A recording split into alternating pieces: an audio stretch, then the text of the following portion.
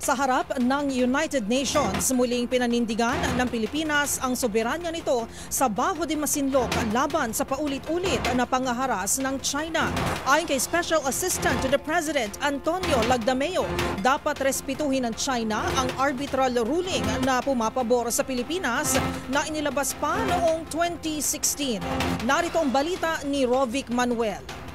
Muling iginiit ng Pilipinas ang soberanya nito sa inaangking teritoryo ng China na Baho de Masinloc o Scarborough Shoal.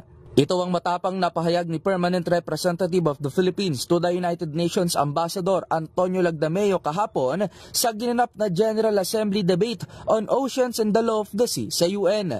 Binigyang diin ni Lagdameo na ang 1982 United Nations Conventions on the Law of the Sea o UNCLOS at ang binding ng 2016 Arbitral Award on the South China Sea ang matibay na patunay na ang Pilipinas ang nakasasakop sa nasabing teritoryo. Gayun din aniya ang dalawa pang bagong batas na binuo ng Pilipinas na Philippine Maritime Zones Act at Philippine Archipelagic Sea Lanes Act na alinsunod sa UNCLOS at upang mas mapalakas pa ang maritime policies ng Pilipinas.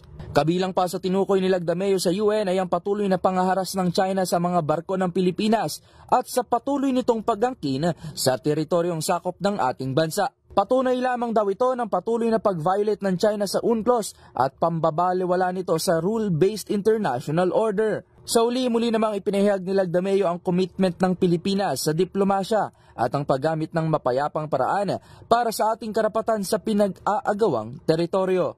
Para sa MBC TV Network News, ito si Rovic Manuel, una sa Pilipinas, una sa Pilipino.